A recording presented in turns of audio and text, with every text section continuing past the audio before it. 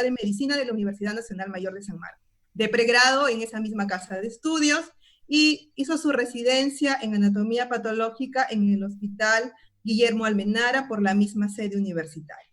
El doctor es magíster en bioquímica, magíster en oncología molecular, doctor en medicina, y sus afinidades son la hematopatología y la patología pulmonar, habiendo hecho hematopatología en el Hospital Virgen de la Salud, Toledo, España, y en el Centro Nacional de Investigaciones Oncológicas en Madrid, en España. Es exdirector ejecutivo del Departamento de Patología del INEM, actual presidente de la Sociedad Latinoamericana de Hematopatología, expresidente de la Sociedad Latinoamericana de Patología y de la Asociación Peruana de Patólogos, miembro de diversas sociedades científicas nacionales e internacionales, autor y coautor de múltiples revistas, de artículos científicos en revistas internacionales y nacionales, y autor de capítulos en libros de la especialidad. El doctor Barronevo ha sido mi maestro, bueno, sigue siendo mi maestro, ha colaborado con este proyecto de la JOPAU desde sus inicios, ya tenemos 12 años ahora de manera distinta, y bueno, es un amigo muy querido por todos nosotros. Su conferencia, Aspectos patológicos del cáncer de pulmón, optimización de la muestra pequeña. Doctor Barronevo, buenas noches y bienvenido. Buenas noches y muchas gracias por permitirme compartir estos temas con ustedes. Vamos al tema. He dividido esta ponencia en 5 partes, trataremos de hacerlo lo más rápido posible, así que vamos rápidamente a generalidades. Ya sabemos que el cáncer de pulmón es un cáncer que está incrementándose año a año en Estados Unidos y en el mundo entero. Sabemos también que la clasificación histológica antigua ha sido poco suficiente para una estrategia terapéutica eficaz. Así que ahora, con el hallazgo de múltiples mutaciones o alteraciones genéticas, se ha podido redirigir el tratamiento. Esto es algo de lo que ocurre en el Perú, solamente para recordar que el cáncer de pulmón es la 4ª y 5ª causa de morbilidad en hombres y mujeres respectivamente en el Perú, y la 3ª causa de muerte en ambos casos. Así que es un problema serio. Fíjense que ahora la clasificación del año 2015 ya está basada en perfiles moleculares, básicamente en relación a adenocarcinoma de pulmón, y está de alguna manera inspirada por un artículo que salió en el año 2011 por el Grupo de Estudio Internacional de Cáncer de Pulmón, la Sociedad Americana Torácica y la Sociedad Respiratoria de Europa.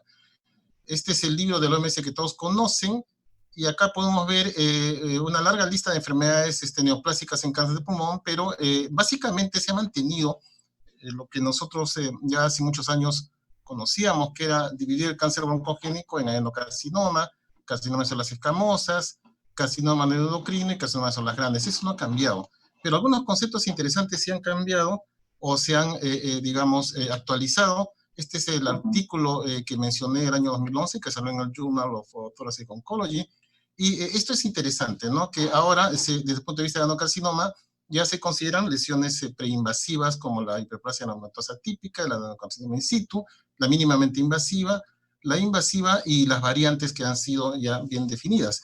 Importantemente vean que se destaca el hecho de que en cualquiera de los tipos, sea lesión preinvasiva, mínimamente invasiva o invasiva, se considere si el adenocarcinoma es mucinoso o no mucinoso. Y eso tiene una razón de ser. Por ejemplo, sabemos que los carcinomas mucinosos se asocian más a la mutación del KRAS, que es una mutación ominosa para pronóstico y tratamiento de estos pacientes, a diferencia de los no mucinosos que con más frecuencia tienen la mutación del EGFR, que permite hacer mejores terapias. Fíjense ustedes que también desde el punto de vista de inmunohistoquímica, los no mucinosos son más posiblemente positivos a TTF1, a diferencia de los mucinosos, que son menos posiblemente positivas a TTF1. También hay diferencias radiológicas. Vean ustedes que la imagen de vidrio esmerilado en cáncer de pulmón se ve más frecuentemente en los no mucinosos, a diferencia de los mucinosos que tienen otro patrón radiológico. Así que hay diferencias. Estas son algunas imágenes para que recuerden, estas son un adenocarcinoma in situ, tanto desde el punto de vista de los mucosos o mucinosos in situ, o los no mucinosos, como pueden ver aquí, con el patrón de tipo lipídico, ¿no? Este es un in situ. Estos son los invasivos clásicos. Tenemos, por ejemplo, el acinar, que ya todos conocemos, el epídico, que es, en este caso es invasivo, el papilar, que vean ustedes aquí, con cores que identifican las papilas, o micropapilares donde no se pueden ver cores.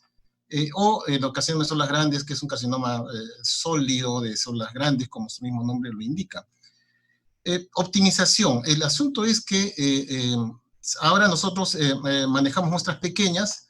Las muestras que nosotros recibimos en los departamentos de patología son de 3 tipos, básicamente: las tisulares, las citológicas, y ahora está en plena, digamos, boga el hecho de recibir las biopsias líquidas, que son básicamente el plasma sanguíneo para detectar material genético en estas células circulantes. La biopsia tisular nos sirve para hacer diagnóstico histológico, para determinar inmunohistoquímica, pero también para determinar alteraciones mutacionales. Las muestras histológicas lo manejarán ahora, o lo van a ampliar en la siguiente charla, y la biopsia líquida, que simplemente consiste en detectar material genético como DNA de diferentes, digamos, orígenes, que se detectan en el plasma y también permiten investigar estas mutaciones. Las muestras nos vienen de productos de, por ejemplo, las biopsias con aguja fina, las biopsias percutáneas con TrueCut, la fibrobroncoscopía, el EBUS, la aspiración transbronquial con EBUS, y las biopsias de las metástasis, que pueden ser hechas también, sean quirúrgicas, biopsias con aspiración, con aguja, TrueCut también, que está muy de moda eso. Esta es una imagen simplemente para ver cómo se hace esta biopsia con aguja fina, que puede ser aspiración o core. Algo sobre la fibrobroncoscopía óptica, el método clásico. Es un buen método, pero tiene un rendimiento no muy alto, 48%. Sin embargo, bien manejado nos permite entonces obtener hasta 300 células, y se recomienda que sean al menos 6 biopsias cuando se van a hacer estudios moleculares. El EBUS nos permite una sensibilidad, una posibilidad mayor de obtener buena muestra, hasta en 80%, tiene mejor rendimiento que la fibrobroncoscopía óptica, y también se pueden hacer biopsias transbronquiales con EBUS, sobre todo en casos de compromiso mediastinal. Esto permite hacer también estudios moleculares. En estos casos es recomendable siempre, como en el caso anterior, que haya un citopatólogo para que pueda evaluar la calidad de la muestra. Esto lo va a mencionar la doctora Jordan en la siguiente charla. Esto también se va a mencionar, el rendimiento por aguja. Vamos a pasar esta slide.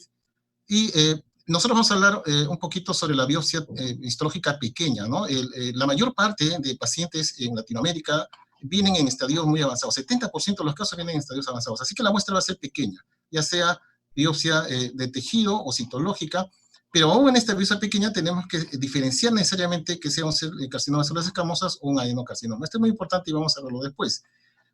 Luego, esta pequeña biopsia va a requerir de determinaciones moleculares para tratamiento personalizado, y por eso es que es muy importante que la fijación sea adecuada, no más de 24 horas ni menos de 6 horas en un formol 10% tamponado.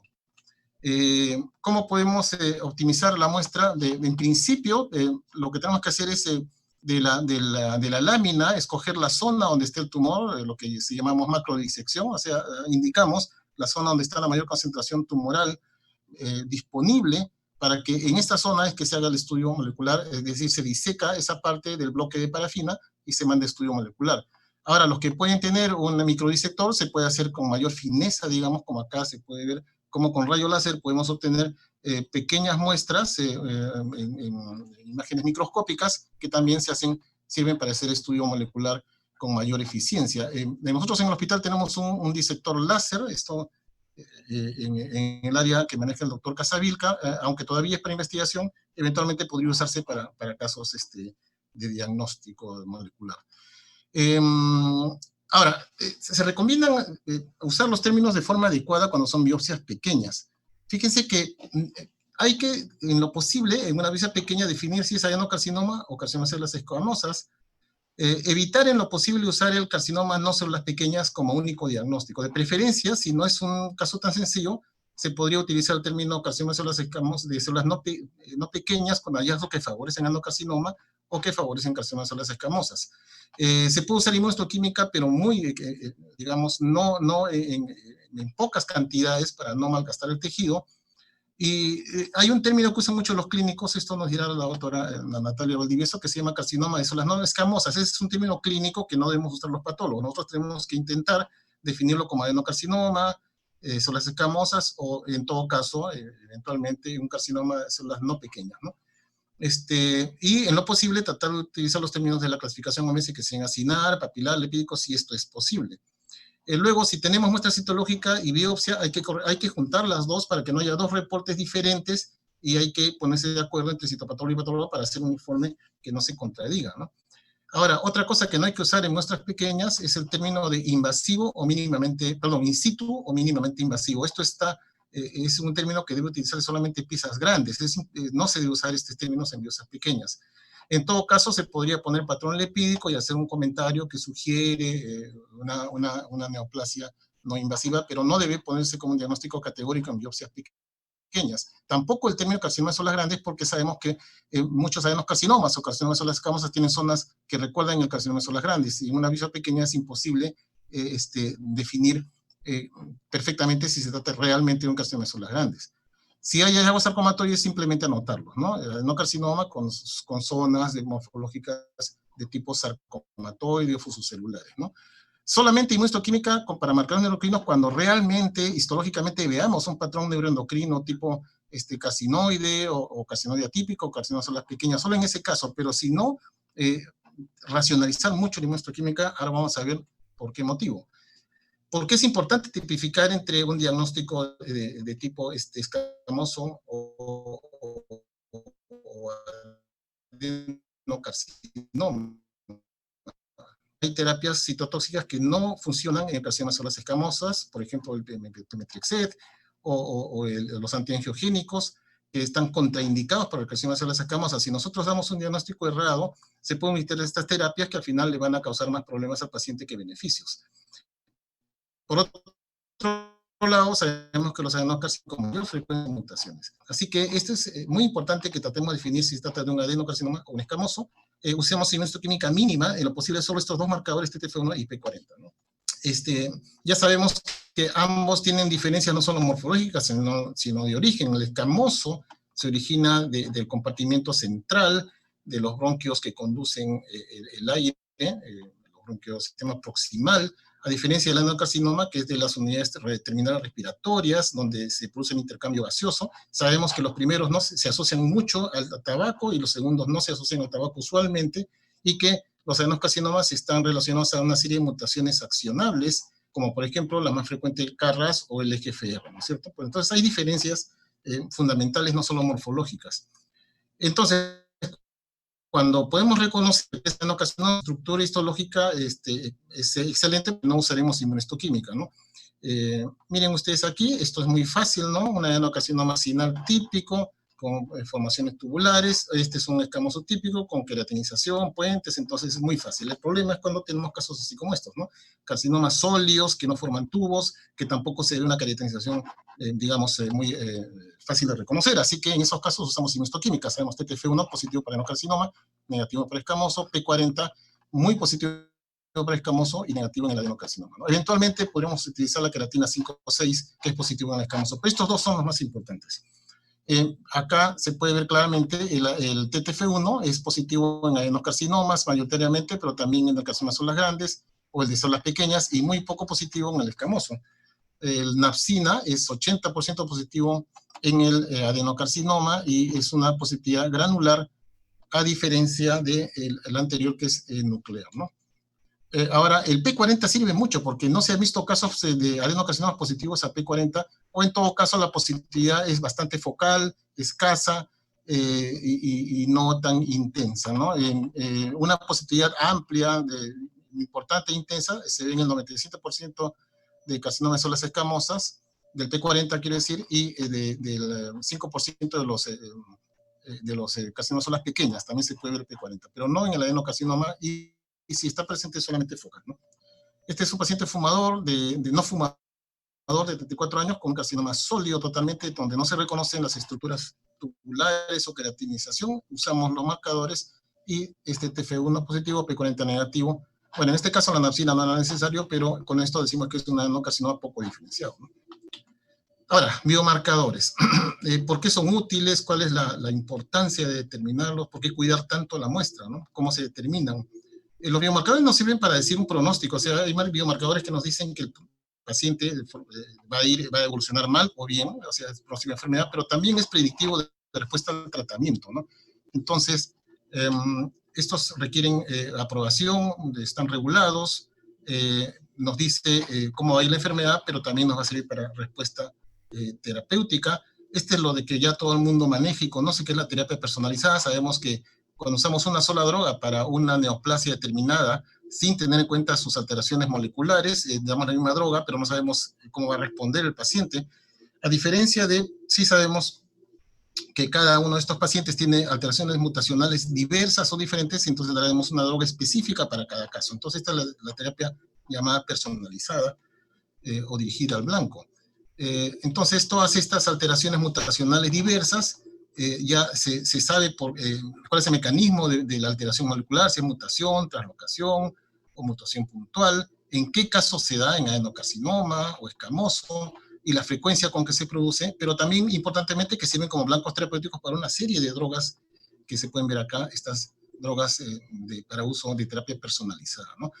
Miren ustedes, el más frecuente de todas las alteraciones mutacionales en adenocarcinoma es el KRAS, que más o menos va a 35%, y la segunda es el EGFR, que es variable, ¿no? Es más frecuente en Asia, por ejemplo, 45% más que el KRAS, a diferencia de en los países caucásicos, en que es menos frecuente, ¿no? El 20%. Y luego ya vienen las otras, ¿no? Por ejemplo, el ALK, que más o menos es el 5%, y el ROS, que es el 1 a 2%, que son importantes, y actualmente el BRAF, que adquirió una importancia interesante porque ya se aprobaron las drogas para el tratamiento de estos pacientes. Aquí vemos una torta donde podemos ver que hay todavía un 30% de casos de cáncer de pulmón donde es todavía desconocida la mutación que se produce, pero el KRAS sigue siendo muy importante y el EGFR en segundo lugar. Y luego vienen las otras mutaciones. Ahora, el escamoso también tiene sus mutaciones particulares. Hay más de la mitad de los casos que no se conoce, pero hay una buena cantidad de pacientes que tienen mutaciones como la del FGFR1 o el PI3 quinasa, ¿no? Que son las más importantes, y hay una serie de otras, y esto está permitiendo también intentar terapia personalizada en los carcinomas de células escamosas.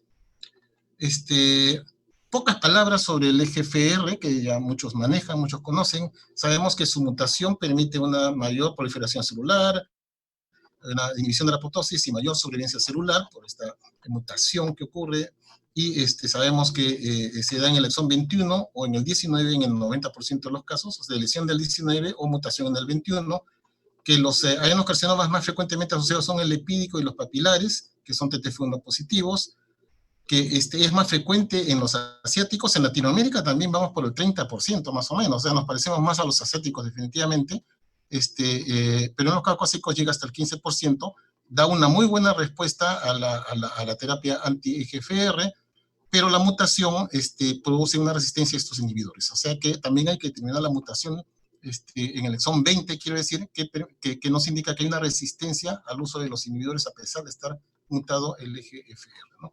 Está en el cromosoma 7, se detecta por secuenciación PCR en tiempo real, o sea, secuenciación Sanger, o ahora con la secuenciación de nueva generación, ¿no? Que esto es muy importante y que probablemente sea lo que en el futuro ya se haga, ¿no? Tiene una buena, performance en tejidos de bloque de parafina. Este es un estudio que hicimos en el INEM con anticuerpos, con inmunohistoquímica, ¿no? Inmunohistoquímica para la mutación del EGFR, del exón 21 y para la lesión del 19, y nos encontramos con estos hallazgos, ¿no? Que teníamos 22% detectados con inmunohistoquímica, dirigida directamente contra estas proteínas producto de la mutación, y tuvimos, bueno, con inmunohistoquímica del LLK, que sí es esto es lo que se hace en 9% de los casos, un poquito más de lo que está descrito. Desgraciadamente en este caso no pudimos hacer la confrontación con las pruebas moleculares, pero un 22% es más o menos lo que uno esperaría, ¿no? Quizá un poco más, quizá había un subdiagnóstico acá, así que este es algo que en el futuro quizá podría usarse, no ahora todavía, ¿no? El ALK se da en pacientes con adenocarcinoma cinar o sólido con mayor frecuencia o células en el sello. El 90% corresponde a esta translocación del ML4-ALK. Hay otras menos comunes, es igual en pacientes no fumadores. Mientras el EGFR se asocia al sexo femenino, no tanto, menos asociado al sexo femenino, pero interesantemente son gente más joven, ¿no? 10 años más jóvenes que los ALK negativos, y se da más o menos hasta en el 5% de todos los casos, igual en todas partes del mundo, ya sea Europa, Asia o Latinoamérica, es el más o menos 4 o 5%, y no hay diferencias étnicas, y tiene una excelente respuesta con inhibidores de ALK. Esto se determina por FISH o por inmunohistoquímica, que son digamos, las estrategias más usadas, las que están aprobadas y usadas, así que esto es bastante útil. Esto es cómo se sale con inmunohistoquímica positiva en citoplasma, ya sea por el FISH break apart, ¿no es cierto? Que sale la separación de ambas señales, que nos indica que está la translocación, digamos, presente, ¿no? El KRAS es el más frecuente en los países europeos, en Estados Unidos. Se da en los codones de 12 y 13 en el 95% de los casos. Si tiene problema, se da mucho en los adenocarcinomas sólidos, y está asociada con mal pronóstico, y no permite, por supuesto que esto va a permitir saber que no se va a poder utilizar terapia personalizada, porque es predictivo de negatividad para terapia personalizada, ¿no? El ROS1 está en el cromosoma 6, y se da sus rearreglos, o sea, su alteración se da en mujeres jóvenes no fumadoras. Como en todas estas mutaciones y alteraciones, son mutuamente exclusivas. Una vez que se detecta una, es casi seguro que las otras no se van a presentar. Así que es como las otras mutuamente exclusivas, y se determina cuando es negativo al EGFR, ALK y KRAS, ¿no es cierto? En ese caso, buscamos si el ROS1 podría estar alterado, porque también permite una terapia personalizada, ¿no? ¿Cómo se determina? Igual que la ALK, básicamente por inmunohistoquímica o por FISH, ¿no? Tiene una alta sensibilidad la inmunohistoquímica del 100% y especificidad del 97% cuando se compara con FISH, o sea que es muy buena la inmunohistoquímica para estos casos, ¿no? El ER2 es otro de las alteraciones que se pueden dar hasta en el 4% de los casos de carcinoma de células no pequeñas. Es en asiáticos, no fumadores, como siempre, exclusiva de las otras mutaciones. Se beneficia con terapia personalizada con trastuzumab o afatinib. Hay una respuesta hasta el 50%, y igual su mutación, su alteración, mejor dicho, se produce un incremento de la sobrevida de las células tumorales y una alta proliferación celular. Hay otras. Ahora, en los últimos años, hace un par de años, ya se aprobó el tratamiento de trametinib y dabrafenib por la FDA, para uso de estas drogas de terapia personalizada para pacientes que tienen mutación de BRAF en cáncer de pulmón, que se da más o menos hasta el 3% de los casos, y que ha tenido resultados bastante satisfactorios, ¿no? Las mutaciones se dan aquí, en el B600E, etcétera. Produce mal pronóstico, pero es un buen indicador de terapia blanco, así que esto está recomendándose ahora, ¿no? Y ya vienen las otras que son el RED y el MIT, que son menos frecuentes. Este es un esquema de estas alteraciones con las drogas que se utilizan, estos inhibidores, ¿no? Que sirven para tratar justamente a estos pacientes. Y lo que se está haciendo ahora es usar las guías que están recomendadas, que son las guías básicamente del Colegio Americano de Patólogos, como de la International Association del Cáncer, de Estudio de Cáncer de Pulmón, o la Asociación de Patología Molecular, que hizo unas guías que tuvo una adenda de ASCO en ese mismo año para BRAF, porque justamente esta guía que salió en el 18 todavía digamos, anotaba lo del BRAF, porque salió justo la aprobación después que salió la guía, así que se hizo una adenda de ASCO, y ahora sí se recomienda también el BRAF en estas guías. También se puede revisar las guías del NCCN, las del ESMO de 2018, o estas guías que se hicieron entre el ESMO y la Sociedad China de Oncología Médica en el 18, que es muy usada en los países asiáticos, ¿no?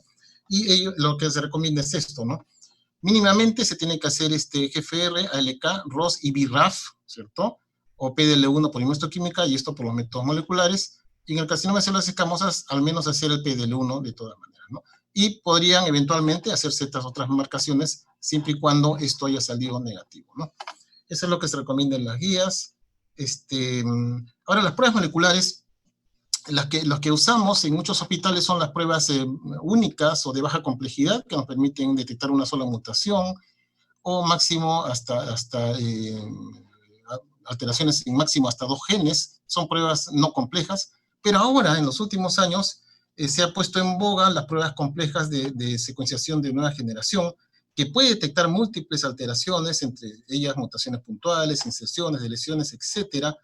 Y hace ya como un par de años, como repito, la FDA aprobó las plataformas de NGS para pruebas moleculares en neoplasias avanzadas. Están el OncoMine y el MSK-IMPACT, entre otros más, pero estos son los más importantes, ¿no? Vean ustedes aquí, están en este cuadro diferentes tipos de método molecular para determinar alteraciones. Vean ustedes que los métodos sencillos son más rápidos en respuesta, de 2 a 3 días, a diferencia de la NGS, que tiene mucha ventaja sobre que puede calcular rápidamente, quiere decir, puede calcular varias alteraciones de manera bastante eficaz, pero la demora de las respuestas entre 15 y 20 días, ese puede ser su desventaja, ¿no? Acá, vean, esto es lo que el FDA ha aprobado, ¿no? El uso de estas tecnologías, por ejemplo, el COBAS de Roche, ¿no? Para estas determinaciones, el PDL1 de Dagilent, o sea, de DACO, el ALECA de Ventana, pero el Abbott para el Break Apart, para el FISH, pero acá está el OncoMine para el EGNGC, y también aquí el Foundation One CDX, también para el, o sea que esto está aprobado por la FDA y es lo que se está usando de forma oficial. ¿Para qué nos serviría la biopsia líquida? Que está aquí, ¿no? Debe utilizarse en lo posible el espécimen quirúrgico que recibimos, pero si esto no es posible, se tiene que biopsiar al paciente, ¿no? Si se biopsia al paciente y no es suficiente tejido para hacer estudios moleculares por algún motivo, entonces en ese caso se tiene que usar la biopsia líquida, ¿no es cierto? En los casos en que no ha sido posible obtener información de la biopsia realizada, ¿no? Y se hace un protocolo que está aquí descrito. Ahora, la biopsia líquida también es usada para casos de seguimiento de progresión de enfermedad o enfermedad recurrente, después de tratamiento con estos inhibidores. Entonces, para hacer este seguimiento se usa la biopsia líquida, que es lo de la determinación del estudio de este material genético del plasma, y va a depender de lo que resulte de este estudio para tomar las decisiones, ¿no? Y para terminar ya, la respuesta inmune en cáncer de pulmón, sabemos que los checkpoints son los que controlan una respuesta inmunitaria y permiten justamente que nuestros propios linfocitos T no dañen a nuestras propias células. Estos son los checkpoints, que son 3 básicamente conocidos, que son el antígeno 4 asociado al linfocito T citotóxico, el CTLA4, el receptor del ligando de la muerte programada, el PD1, y su ligando, que es el PDL1. Esto de acá permite que se controle la respuesta inmunitaria. Miren en este esquema, acá se ve claramente cómo el presentador de antígeno justamente le presenta esto a la célula T, que la inactiva básicamente, que no permite que accione, y esto evita que nosotros tengamos una respuesta contra nuestra propia economía.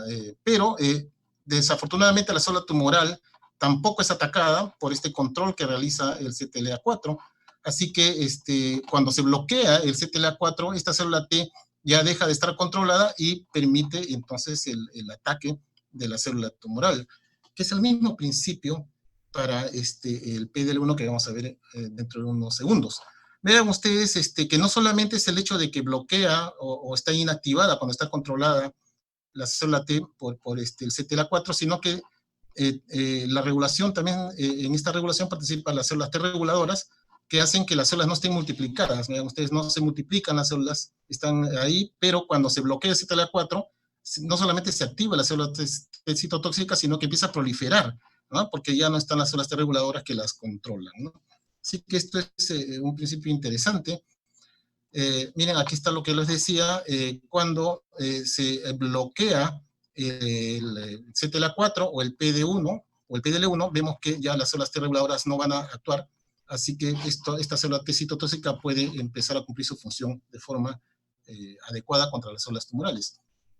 Se utilizan una serie de bloqueadores contra el CTLA4 está el de ipilimumab, que permite que estas células T puedan lesionar a las células tumorales. Y el PDL1 y PDL1 es lo mismo, ¿no? Cuando la célula tumoral reconoce a la célula T y tiene el PDL1 en su superficie, entonces la inactiva y la célula T no la ataca, ¿no? Entonces cuando bloqueamos con anti-PDL1, por ejemplo, aquí, entonces la célula T ya deja de reconocerla como, digamos, propia, como si fuera normal, y recién la lesiona. O sea, bloqueando el PDL1 o el CTLA4 o incluso el PD1, podemos nosotros permitir que la célula T se active y pueda atacar a las células tumorales, ¿no?